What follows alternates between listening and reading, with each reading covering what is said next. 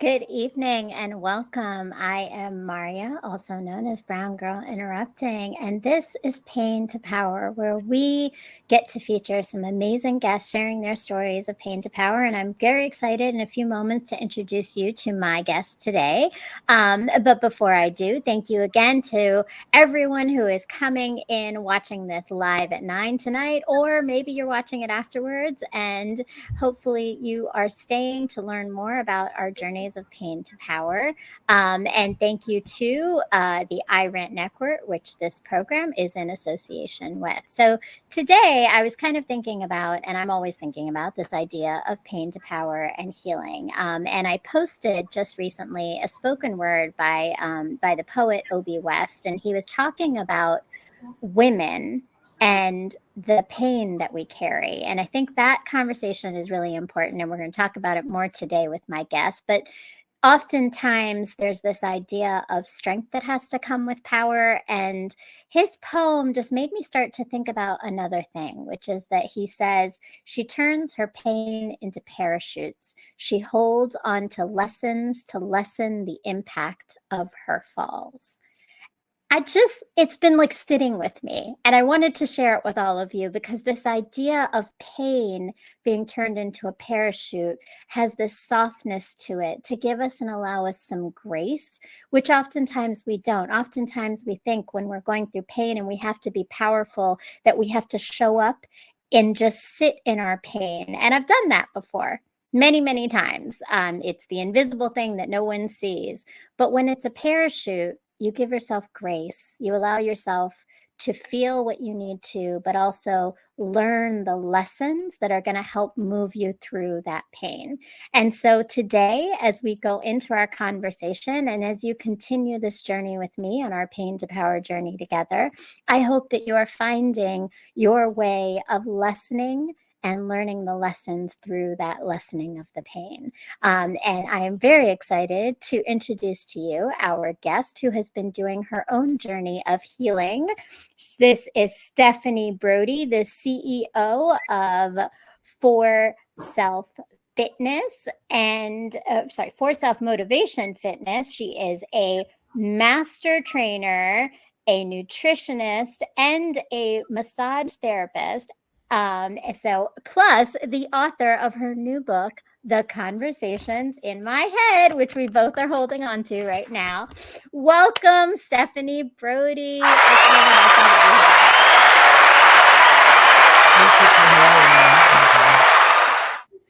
Thank you for having me. I'm so excited. I am so excited to have you here and to hear all about your story and your journey. And we're going to get into the book in a few moments. But, first off, you are the CEO of For Self Motivation Fitness. Tell us a little bit about just what that is. And then we're going to get into some interesting questions about your journey. For Self Motivation Fitness is my fitness brand. I'm approaching my 6-year anniversary on April the 19th. That is exciting. For Self Motivation Fitness is really, in a nutshell, you have to be self motivated, and once you become self motivated, you can help motivate others. So my motto is to get some, to gain some, and to share some motivation. So when I first started, nobody was working out. That's where the for self came from. I was doing it by myself. Nobody wanted to work out. Nobody was into fitness. It wasn't like how it is now in 2023. Everywhere you turn is fitness everywhere. And I love that. I love the way it has went. But 6 years ago, it wasn't. I actually started at 23. I'm 36. So I've been on this journey for a long time, but I've been an entrepreneur for 6 years. I've started this fitness journey way before. And again, like I said, it was few far in between. And I realized, oh, wow, I don't have anybody. Oh, my goodness, who's going to get up and go with me to the track and just figure it out? Nobody wanted to do that with me, So I became, for the first time in my life at 23 years old, I actually became independent. Before then, I would say I was very codependent. And I just kept going. I just kept going out there. And I started by just wanting to just keep myself together. And then it just evolved. I ended up becoming just a very lighter person.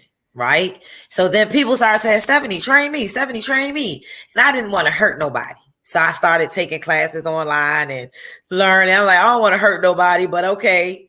And that's when I started getting little certs. And the more I got a certification, the more I kept having questions. Okay, so okay, this is okay, what if a person doesn't do this? What if they don't lose weight by me doing this formula? I just kept it's something that's always kept me interested. And then after about 5 to 10 to 15 people started asking me to train them, I said, well, hey, these people done chose me. Let me go ahead and do it on my own. Make it a business, right? At 30 years old, I stopped working. I was working in a restaurant from 20 to 30. I was opening up restaurants. That's what I was doing before I became an entrepreneur.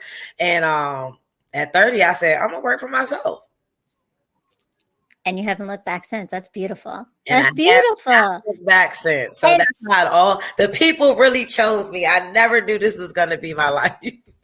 No, I think that's how it works, though. Is like you never know where your life is going to lead, and sometimes you got to sit back and wait to receive, and then it guides you through that. And it definitely sounds like you have. And I will say, what struck me with you and your journey is that it's not just a physical fitness journey; it's a healing journey too. And so, I always ask my guests, and I just talked about it right a little bit at the intro, is this idea for me. I was thinking about the parachutes of pain, right? But when you think about the idea of pain to power, what does it mean to you? What has it meant for you? One thing I want to tell you is I love that pain to power, because you're going to survive pain. You are going to survive pain, and no one lives a pain-free life. There is nobody living on this world that hasn't endured some form of pain. And it does transform to power if you don't let it kill you. If you don't let it overcome you, if you don't let it make you what you, make you become someone you don't want to be, because pain can do that. Pain can pull out things we didn't even know was there. So I do believe that the people that are good-hearted, the people that have a true belief in a higher power, I believe that these people do turn pain into power. I believe I've turned my pain into power. I believe that I took every traumatic event that has happened in my life, and I've seen the blessing and the lesson in it. And I think by having that perspective, it saved my life, and it didn't make me bitter. It made me more compassionate instead. It made me forgive myself and other people, and like you said, that parachute is that grace. I have to remind myself all the time, you are a human being, girl. Like, no, you have to relax. You have to give yourself the same grace you give everybody else. God grants me grace. I have to give it to myself. I have to give it to others. It's like a triple effect. I love it. And I'm going to say we are very much aligned, because you just said blessings and lesson. And I literally started to write a post all about blessings and lesson in a recent pain experience. So I love it. And you're right? Like it's very much about taking what you can from it to learn, but giving yourself grace in the process with it. And so you have gone through quite a lot of different things. And a lot of these things came up, I think, in your 90-day cleanse leading to your book. But can you tell me a little bit more about this 90-day cleanse you did, what led you to it, and what that had to do with you in this journey of pain to power? So I believe, one thing I truly believe is that in order to elevate, you have to sacrifice. I truly believe that. If you want to get to another level, you have to give up things. I truly believe that, right? So when I went to write this book, I had to shut off the world. I had to cleanse. I had changed my diet, changed what I was listening to, changed what I watched. And I really wanted to be present in my world, present with the people that I was seeing. Because I see a lot of people. Like on a day-to-day basis, I see over 50 people every day, Monday through Friday, Monday through Saturday, right? And that's been happening for years, if not more than 50 people. That's how it's been since I've been 23 years old. I wanted to be present, so I went on this cleanse. I'm like, I'm going to write a book, and I wanted to be about I was motivated. Nothing was wrong. Everything was actually going right in my life. I was feeling good, but I wanted to go to the next level. I was thirsty. I was like, how do I grow? I want to grow. I want to grow. Because coming up, how I came up, once you graduate, that is the bar. Get that diploma, girl, go to work. That's how it was. Yeah. So how do we get past that? So here I was, an entrepreneur on my own, left my, career. What do I do? How do I grow? How do I take everything that's inside of me and make it into something? So I went on this 90-day cleanse. I said, hey, I'm going to go on a cleanse. I'm going to stay off the phone. I'm going to leave social media alone. And I'm just going to be present with everybody I see, present with the thoughts in my head. I'm going to confront them. I'm going to write them down. I'm going to be real. I'm not going to sugarcoat it. And that's what I did. And I really enjoyed it, believe it or not.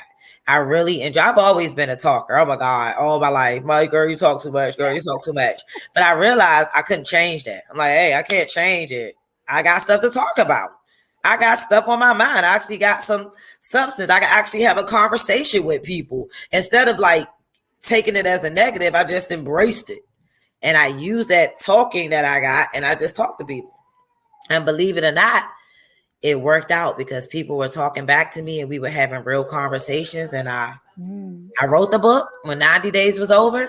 I went to a publishing company, my brother's publishing company. We put it on Amazon and it was out. Done. I love it. That's beautiful. I mean, and so, but it's so interesting because you wrote this book, but your book is also sort of inspired through conversations too, right? Like it's your book and it's conversations in my head, right? Like, right. So, but at the same time, conversations you had with people. So what did you like? What were some of the things that you learned about people in this time of allowing yourself to be really fully present? Like, how was that different, those conversations, than when you hadn't necessarily been fully present that way? I learned that we are alike. I learned that we are like really experiencing the same things. It's very rare I come across a person that I can't relate to. Like it's something like we are connected. We're just not communicating. So when I was communicating with people and like really just opening up the conversation, I was like, wow. And to think I'd have been around you all this time and had no idea we've experienced some of the same things. Conversations need to be had, and it's not just what we're thinking. If you share what you're thinking and just put it out there, you will learn that we are really more alike than we are different. So we're divided, but we're not divided.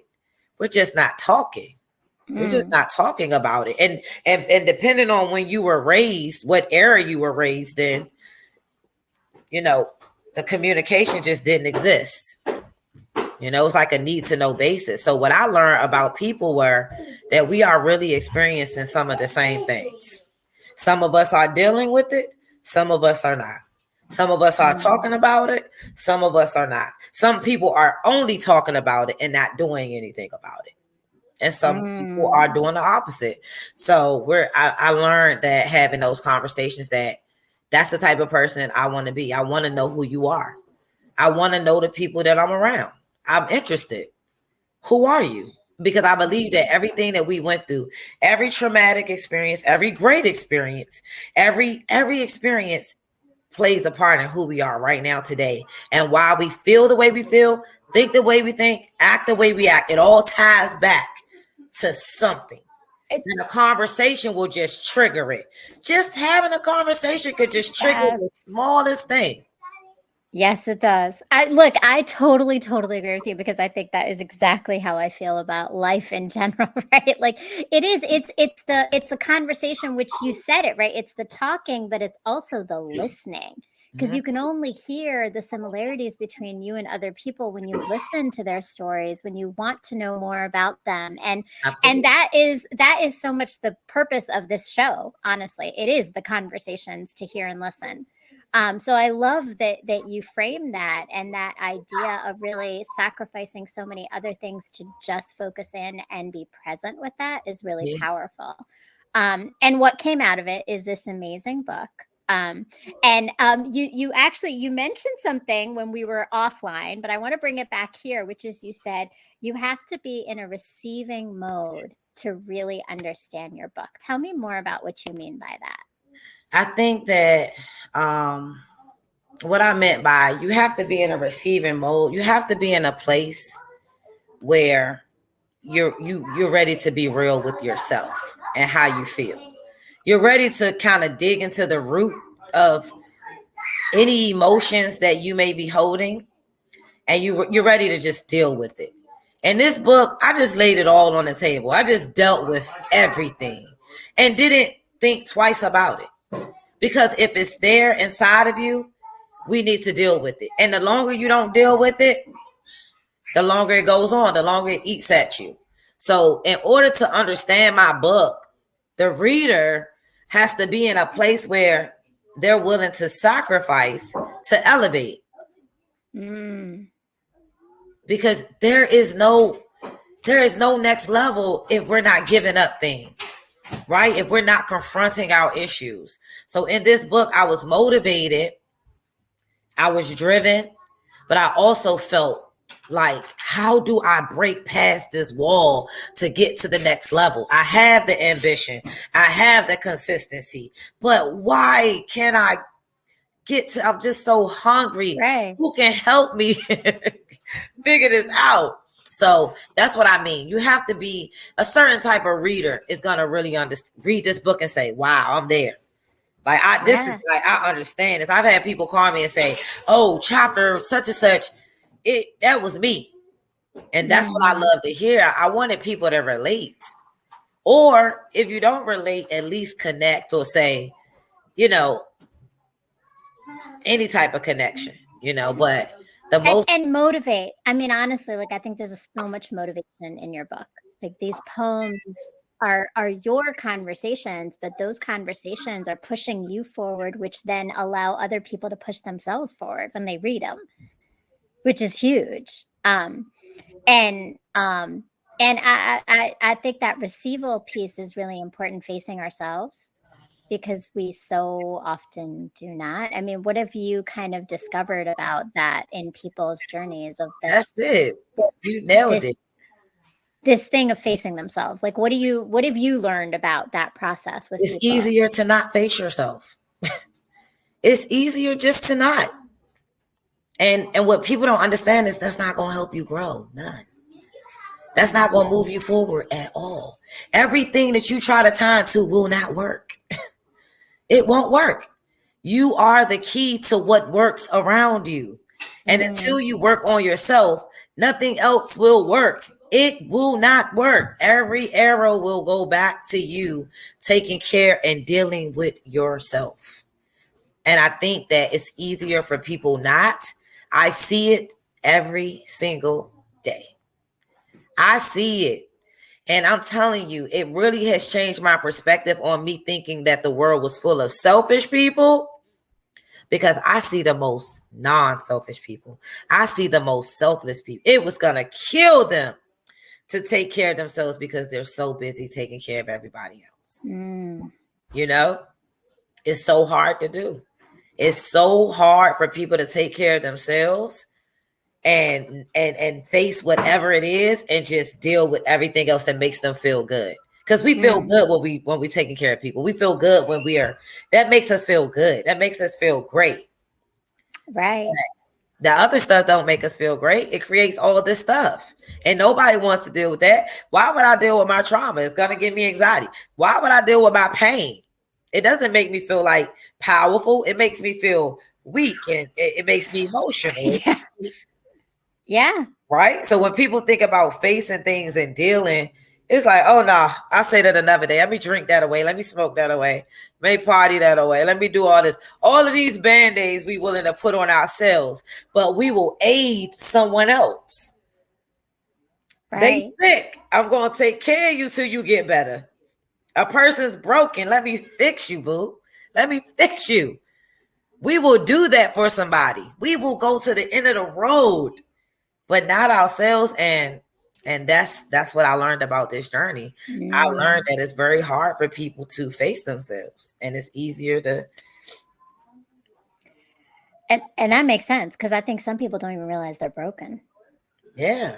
No, And really. then when you do, it is easier to take other routes, right? Than to face yourself. The fear of that, like the fear of facing yourself. And it reminds me of one of the poems that actually kind of like it did come to me, because I was thinking this is kind of, it seems like part of you facing yourself was you have your poem called "This Apology Is for You." And I thought that was really, I want to know more about what was going through your mind when you wrote that, and how that, maybe if it helped you, like, did it help you in this process of like getting to that next level? The poem in my book, This Apology Is for You, was it was such a great poem for me to write, because you know what it was? It was really an apology to myself. I had took myself and forgiven myself. And then I forgave. And then I asked for forgiveness for anyone or anything that I've ever done that I wasn't proud of. Right. And it was like letting it all out. But I realized that until we forgive ourselves, there is no love without forgiveness. If you still holding yourself up to that bad day, that bad week, that bad moment, I have been wrong so many times. I've been wrong, just flat out wrong. And when I look back, I can't hold myself hostage, but what I can do is try to be better going forward. You get what I'm saying? Yeah, So yeah. that poem was just to say, I was acknowledging that I needed to forgive myself, and I was asking forgiveness, and I was closing that chapter to say, hey, yes, I was wrong, and I'm going to devote my life to not doing that wrong no more. You know, I'm going to do my best to do the best I can be, do the best I can.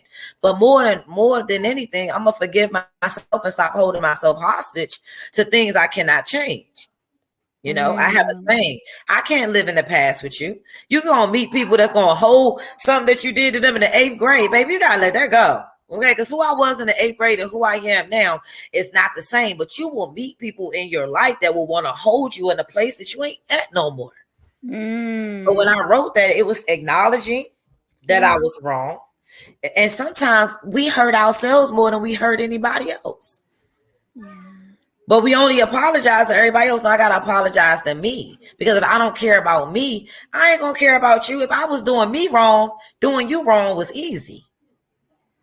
You get what I'm saying? So that apology was like when I wrote that, I meant it. I meant every single word. It came from my heart, because I'm sorry. I'm sorry for anything I've done to me. I'm sorry for anything I've done to you. And I'm gonna make sure I don't do that again. But I'm not going to hold myself hostage. I'm not going to live in the past any longer. I'm letting this go and I'm moving forward. And I think that's another thing that holds us up, is that we keep going back. No. Back is back. There's no going back. All you can do is go forward and try not to bring those patterns with you, because patterns are you. If you're moving forward and things are changing in your life, but the same things are happening, that's the pattern, and that's you. And that's what you have to address to stop that from happening. So that apology was definitely sincere. I meant it. You know, I've been wrong so many times. I've been wrong. I had to say it out loud. I need to say it. Cried when I said it. Cried when I did it, because I did an audio book. You know, shed a tear when I said it out loud, because sometimes saying stuff out loud kills us. Yeah, it does. But it makes it so real too, right? It solidifies it at the same time. And so I love that, and I love that power of the apology. Because I'm gonna say I could hear it and I could feel it. And I was thinking, like, to myself, I was like, I wonder what she's apologizing to herself for. Like, that was my question, is like, if I were to sit and I were to apologize to myself, what would it be for? And it was making me wonder about you and about me and like all these things, because that is the power of sharing your story and sharing your journey and your process, which I love. Hurting myself. I think for me, I would hurt me first. You know, we hurt ourselves when I think it's easy. When we indulge. We hurt ourselves when we put on band-aids. We hurt ourselves. You know, I think I've hurt me the most. You know, and I think the one thing I want people to know is that self-love is the key to love. And love is the key to everything else. And without forgiveness, there is no love. And without love, there is no kindness. There is no growth. There is no forward. You really got to move from a good place for good things to happen. So, yeah, that apology, yeah, when I think about that, I just think about, being at a place where I was not going to hurt myself or other people. And I mean, again, it was a strong apology. And I think that again goes to facing ourselves, because it's really hard to admit when you're in trauma that trauma didn't come from only others, right? Like, I think that you owning your part, whether that part is just allowing yourself to stay in a pattern, right? Or accepting less than what you deserve, still is owning your part in it. And there is a freeing sense when you recognize that, you can also be culpable in what you've allowed in your life, which is huge. So, and so there was another poem actually that I wanted to ask you about, because I think for me it rang in maybe a different way. I'm a mom. I have 4 children, and you have the poem "Mama's Pain," which I'm imagining is written about your mom. Right. But there's a line in there that you say, "Motherhood is a job that comes with many descriptions and yet no guide," which is such a powerful thing to say. And as a mother, I know it resonates for me, because I know what that feeling is. But I'm wondering, as a child who wrote it and sees that perspective of her parent, where did the poem come from? But that line, there's something about that line that really, like, it hits. Mama's pain was a deep one. Oh my God. Don't get no tears out of me today. Because that's one that is a softie for me, because I just think for every woman, your mother is your first friend. Your mother is your first influence as a woman, right? This is the woman you look at, you mimic, you literally have the face, the features, everything, right? Mama's pain came from me understanding my mother as a woman and not a mother. So my perspective was as an adult. I didn't write that from her child, like a child, not from a baby perspective. I wrote that as an adult, understanding my mother as a woman and understanding that she lost her parents, both of them, before she was 16. So that line that motherhood comes with a description but no guide, because everybody can tell you what they think a good mother is. But what happened when you don't have a mother to tell you to mother you? What happened when you don't have a father to be there for you? She lost both of hers, and she had to raise me and my brother alone because my dad rolled out and my stepdad did come into play. However, this was solely about her and her role. But me understanding her as a person, as a child herself, as a woman, it made me respect her way more. It made me have way more compassion, and it made me take her off of this pedestal that she could do no wrong, that she couldn't cry, she couldn't have a bad day, she couldn't have it rough, she couldn't have it hard. And it made me understand her and love her for who she was, and not what I thought she should be because of what my friend's mom was or what this person's mom was. And it made me stop comparing her to other people's mothers, because she's my mother and she did the best that she could do without anyone mothering her. So that one was definitely going for her. It was written for her to say, I understand. I love you. Thank you. Because understanding who she was made me understand why she was, how she was, why she did what she did. Right? And when I could understand it from that perspective, I could ease up off her. I feel like we rough on mothers a little bit. I needed to We ease are. up off my mama. I needed to ease up off my mama. Like I needed to give my And, mother some. I needed to give my mother some room. You know what and I'm see saying? her as a person, as And a see her as woman, a and woman. not your mom, right? But that's like such a transitional moment where you start to see your mom as a woman, Yeah. right? And not just mom and mother and what that role is and what that means to you for you. Yep. Now they have their own needs and their own, own pain and own challenges that impact who they become, right? And who they Yep. are in your life, which is huge. But I think along this line of women and talking about it, when we started, we talked about the idea. I was talking about the whole parachute and pain, but a lot of this comes from conversations I've had about women and strength, and I'm curious to know what your thoughts are on that, because your strength in your conversations can often mean different things, right? Like, because you're also talking about physical strength when it comes to motivation and fitness, but there's the mental, the emotional, the spiritual strength. So when you hear that word, to be a strong woman, what does it mean for you? Do you have another way that you like to capture that? Yeah, I think, for so long we took on that. I think for so long let me correct that. We had to take on the strong role. My mother was a strong woman, single mother, working 3 jobs, raising 2 kids. You know what I'm saying? She was strong to me. Didn't show, never cried, never really showed affection. Like she wasn't really like, I love you and all that stuff. She was like, I'm taking care of you guys. I'm doing what I got. I'm doing the work. I'm showing the love. Mm-hmm. So when I look at my mom, she was strong to me. When I look at me, yes, I took on her strengths. I took on her attributes, right? But to me now, at 36, I look at strength different. And I believe that strength is acknowledging how you feel. Strength is standing up for how you feel. Strength is being okay with not being okay and knowing when to check out and knowing when to stop, knowing when to slow down, knowing when to say I need a timeout, knowing when to say no, knowing when to say I've had enough, knowing before you're about to burst open, catching it on the way. That's what strength is to me. Being honest and not hurtful, right? Yeah. Yeah. Yeah. Being true and not selfish, being committed. That's strength to me. Strength for me is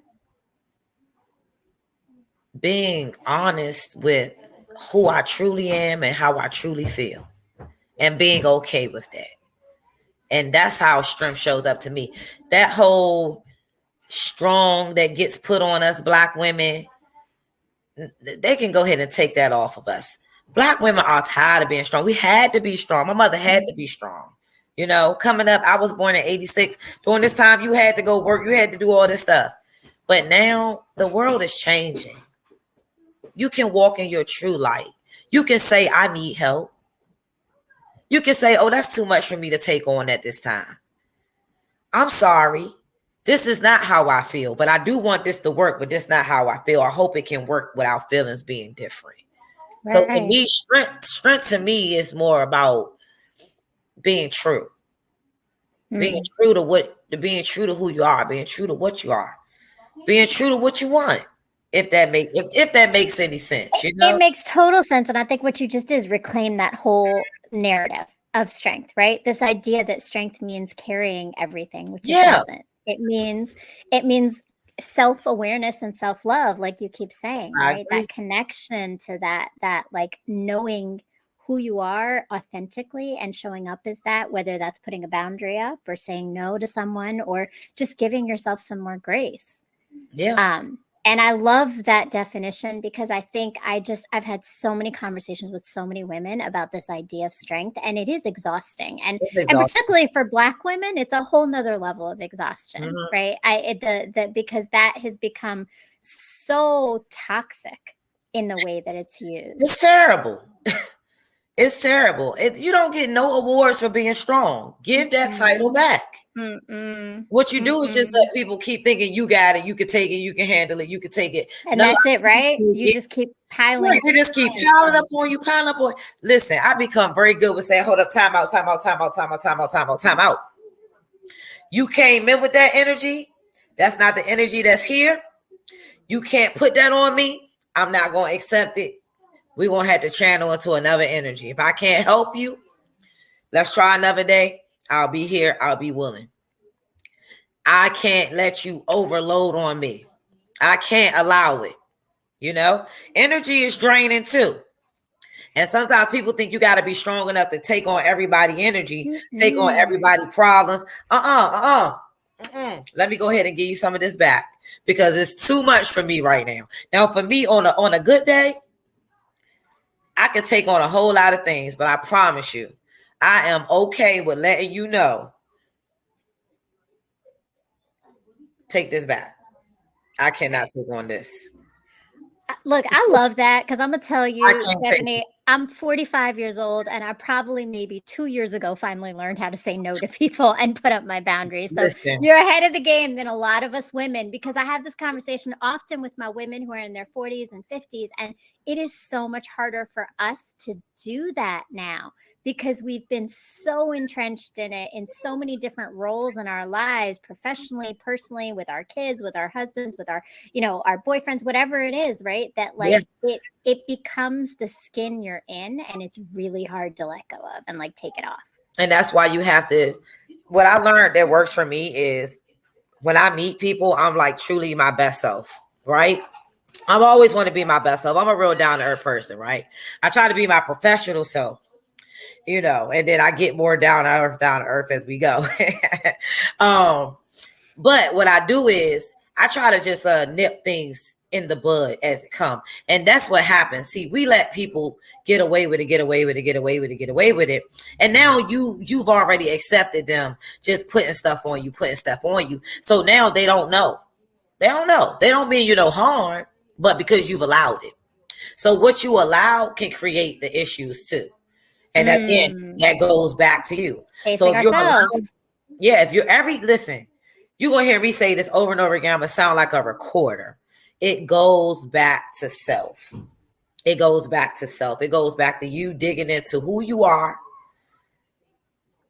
getting past who you were, understanding that an action, a bad day, a bad moment doesn't define you, right?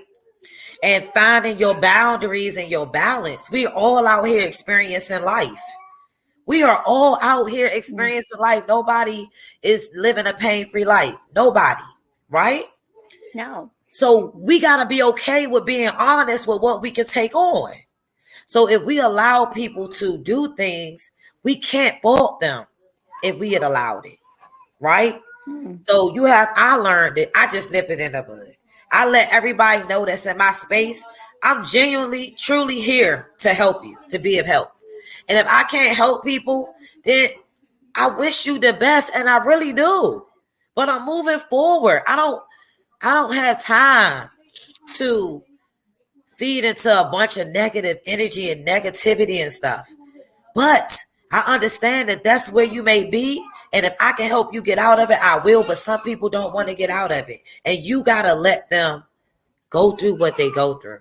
So balance, boundaries, and honesty, that's going to be my top 3. Oh, balance. Being honest with people. Be honest. When you meet people, be you. And don't allow things immediately if you don't want people to keep overloading on you. Boundaries, set them. You gotta set them. You set them early, right? You set them early. People. It's not like you coming with a whole bunch of rules, but remember, how you treat yourself is giving people permission to treat you that way. So if people see you don't take care of you, do you think they're just gonna step in and say, "Hey, let me take care of you"? No one's doing that. That's false. You get what I'm saying? The more you take care of you, the more you teach people how to treat you. Yeah. But it's boundaries, it's balance. It takes some balance because, again, I'm not a perfect person. So I always find myself being like, listen, today is off. I'm sorry if it's like that. But you got to, because we're not perfect and we have to recognize that we're not perfect. And so this is a great transition. We're going to take a quick commercial break, because in my healing journey, I have been also kind of searching and trying to figure out a lot of these different things. And I started writing a blog, and so we're going to learn about my blog a little bit, and then be back in a moment and talk a little bit more. Perfect. Hi, my name is Maria, but you are soon going to know me as Brown Girl Interrupting. And what I mean by that is that very soon, hopefully, you're going to be following my blog. I am a writer, and I started writing because I was married, I had children, and then my life changed when I separated, and I did a lot of learning and reflecting and growing in that process of change, because change always leads us to that. And I've decided to share that with the rest of the world, because sometimes hearing that someone else is going through the same thing as you, or understanding and putting words to the feelings and experiences we're having, helps us to heal from them, or grow from them, or learn from them.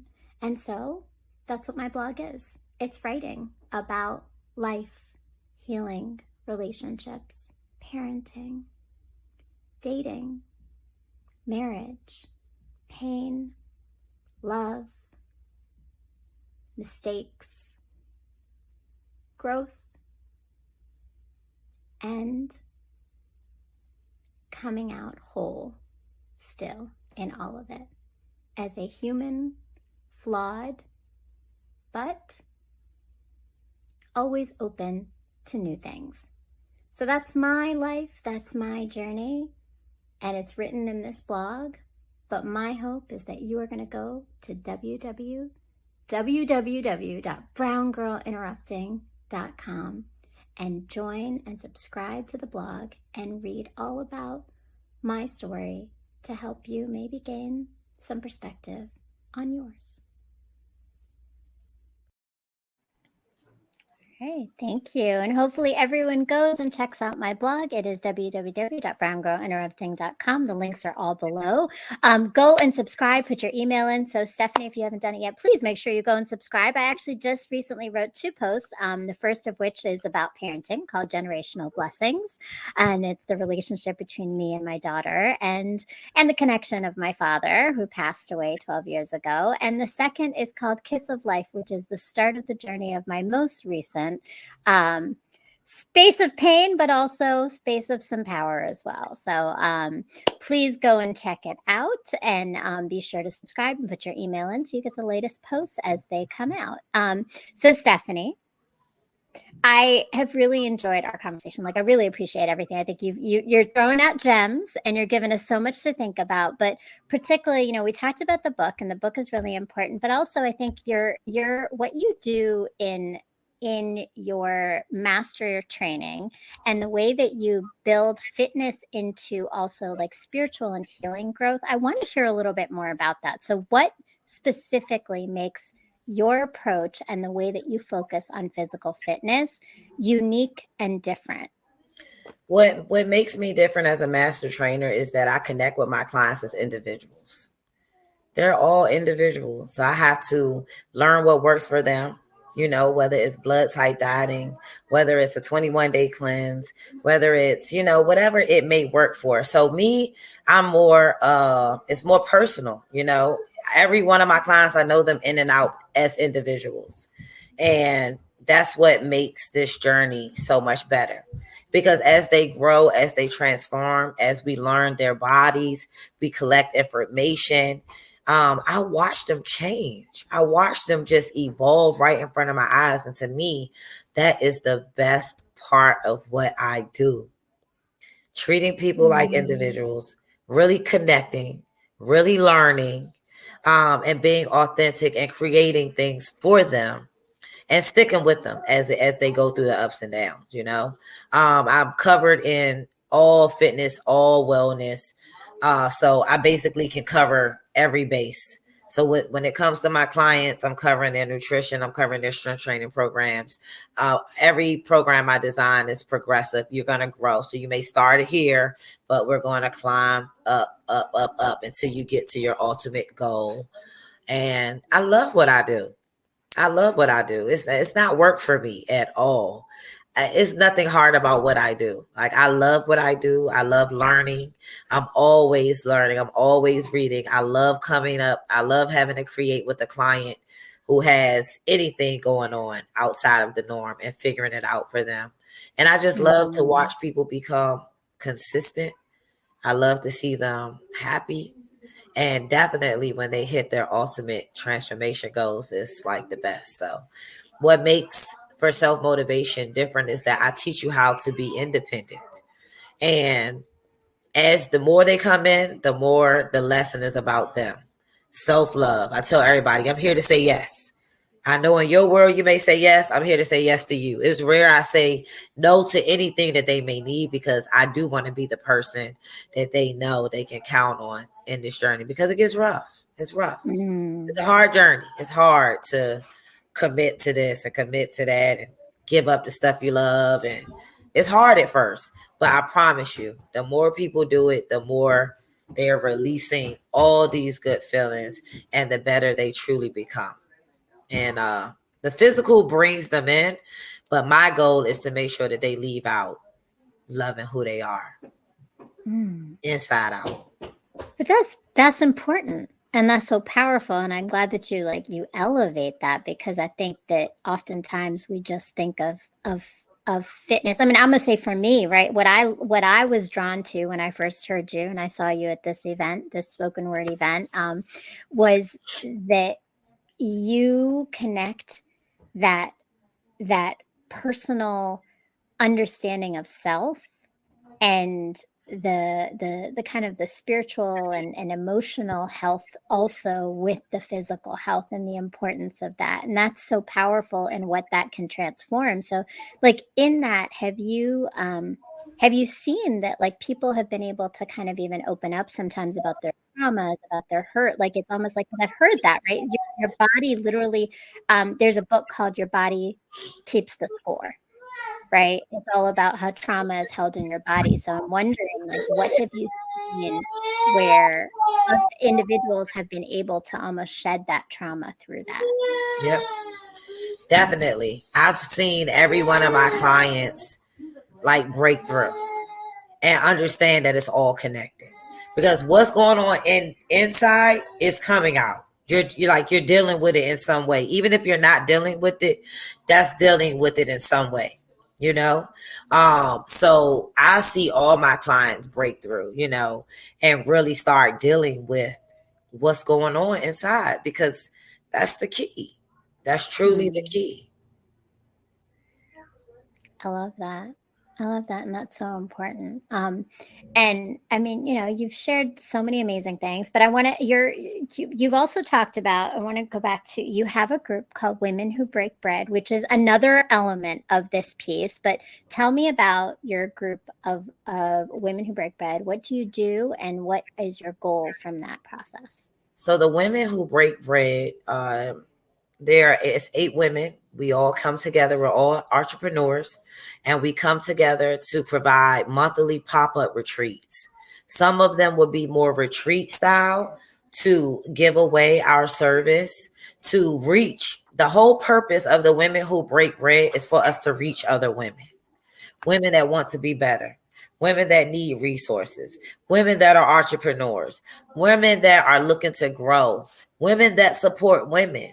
The whole purpose was to show people that we could come together as 8 individual entrepreneurs that already run serial businesses and become one and support each other and do this on a monthly basis, to reach. It's only one purpose, and that's to reach. So even if we reach one person, we've done our job.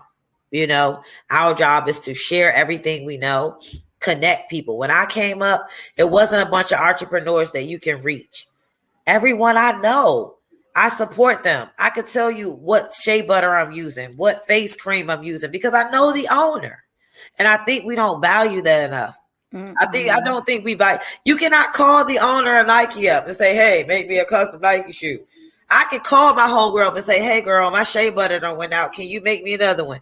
I can call up this designer and say, hey, can I get a custom jacket? I love that. So for me, supporting entrepreneurs is golden, I love to tell people, yeah, that's my homegirl. I love to tell you who I got these glasses from. Hey, girl, you got any more? You got anything I can come and get? So I'm more about supporting it and making that dollar go back and circulate because I love it. I just love that. I love knowing that. I love knowing other business owners, other creators, other artists. So collabing was easy for me because it's something I always love to do. And I'm just glad to have these women on board. So what we do is we bring you health and wellness. We're going to be bringing you every type of event. It's not all going to be health and wellness. It's going to be things that us women need to do more, love to do, and should do together. So we're not going to be boxed in with just health and wellness. They're going to be fun. There's going to be mother-daughter. I'm going to get the men involved as well. And from the men to show women how women should be treated. And, you know, it's going to be some pampering going on. Listen, when I tell you we have ideas lined up, we are here to stay and bring you monthly pop-up retreats and events. And that way, it's not like few far in between. We want you to have something that you can go to. Oh, you know that event they got coming next month? You know that event they got coming? I want it to be like that. I love it, and I'm here for it. And look, I'm local, so I'm literally here for it. Right. I look forward to seeing some of these events. And I think, again, going back to, you said you've got 8, women entrepreneurs who are empowered, who have their own businesses, coming together and working together, which is something that we talk about often, but sometimes women don't support women the way Yes. we need to. And Right. that is a very, very powerful place to be when we embrace it and we allow it. So that's a beautiful thing to continue to just pay that forward with more entrepreneurs and more people coming and sharing their crafts and their businesses and their, and connecting, right? So you're networking, you're building community. It's beautiful. Yes. It's beautiful. And so much of everything you shared, Stephanie, I mean, just you're doing some amazing things. So as we close out, I want you to get an opportunity to share any other big things coming up. What's next for you? April 23rd right now is the date to lock in. We are going to be having our yoga and our boxing self-releasing event. Is going to be in Capitol Heights. And this is an event I want women to come to because I want you to be okay and in a safe space with just releasing some things that you've been holding in. We all hold in things. Nobody knows all of the thoughts that goes in our minds except us. We do not share everything. And we do hold and fester and harbor emotions. This event, I want you to come and let it all out. We're going to have a playlist. We're going to have that safe space, that support. And we're going to have our yoga instructor, Low Legacy, is going to be there to get our bodies ready. And then I'm going to be leading the boxing course. And I definitely got the drills ready. So that's the date at hand. But of course, anything health, wellness, nutrition, fitness, massage therapy, stretch therapy, I can have you covered for self-motivation fitness. .com. You can find me on Instagram. Same thing for self-motivation fitness. I will be doing this until I retire. So you guys have 14 more years to let me help you out before I retire out at 50 years old. Okay. I won't be doing nothing else but this until I am out. I love it. And you can see right here, Women Who Break Bread, and you got the information right there. And go check out her Instagram. Stephanie's links and everything are all right here down in the description. Make sure that you click on it all, that you go and follow her on Instagram. Follow me on Instagram if you're popping in and you're one of Stephanie's supporters. And make sure that you are with us. So how about in the author world? Anything coming up for you after the Conversations in My Head? So right now you can just go and get the Conversations in My Head. I feel like this book still has to reach people. I do already have the Conversations in My Head too, written out and ready to go. I'll just wait on that timing and when I feel like it's ready. So now, first go and pick it up. Go and get the Conversations in My Head. This book will definitely motivate you. I hope that it's something you can relate to. I wrote it from a good place and a good space. And yeah, go support it. It's available on Amazon and it's an audible book as well. I know we're in the era of, I don't got no books. So you can go get the ebook or you can listen to it in my interesting voice. I love it. Wait, and you got to read it yourself? Because I know sometimes they do that with I audio. did You have it to get somebody myself. else. It's in my voice. I love that. That's awesome. I might just have to get it just for that, right? Like I'll get the audio It's, and this. it's very interesting. I love it. I love it. And Stephanie, you've been just like such an amazing energy and dropping, jewels of knowledge and insight and perspective. So I really appreciate your time today and for sharing your story. I wanted us to close out, but I was wondering if there's a poem you might want to read for us before we close out today. Is there a particular poem you would like me to read? I would like you to read what you are feeling the energy to read Oh right my now. goodness. What am I feeling today, right now? I didn't think you was going to. You caught me off guard here. You caught me off guard. Oh. Whew, okay, let me see what resonates right now. If I had to close out with a poem, what would it be? It's so hard. Okay, I guess I would choose this one. All right, you ready? I'm All right, ready. this is a poem I wrote. It's called Real is Understanding Yourself Without the Filters.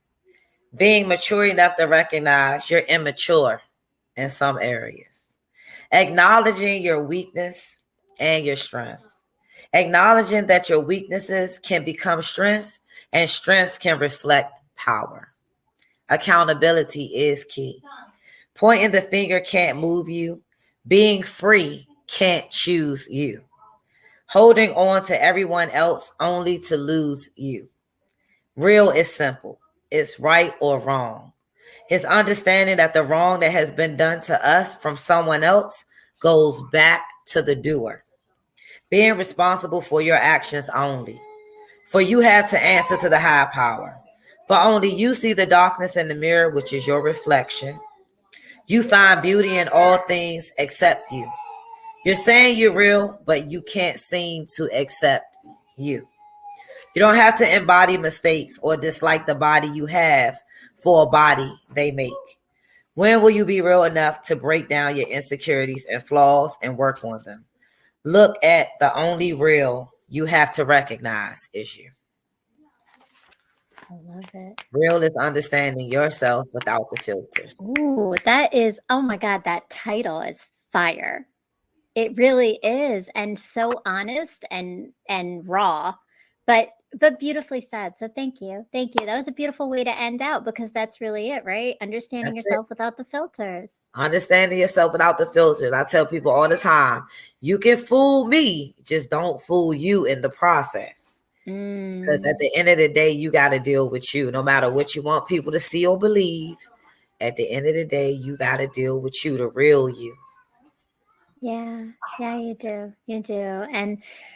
And that is what we are all doing as we continue on this journey of pain to power together in the collective. So please make sure you are following Stephanie, you are following me, you are going to our websites, you are subscribing, you go check out the pop-up fitness on April 23rd if you're local, and make sure that you are getting her book. If you haven't done it yet, go and get the book.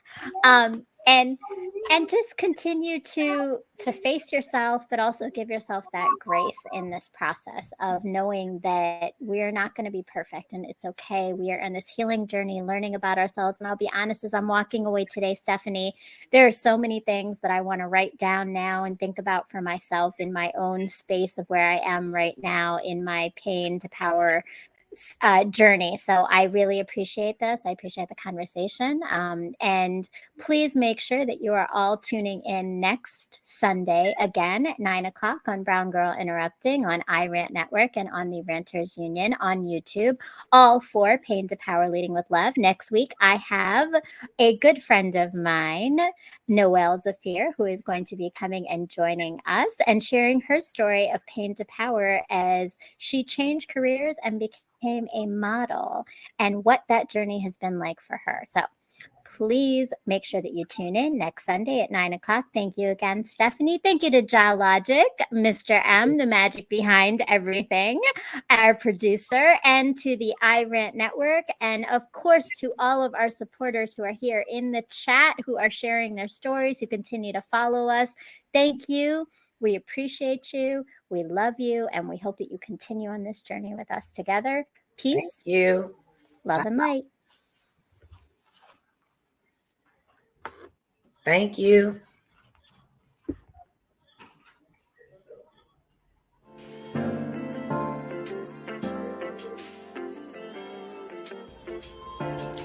My world has slowly crumbled around me countless times, and every time I rebuild with the pieces I've been given to birth something so transformational and beautiful that no one else knew might exist before it was shown to them.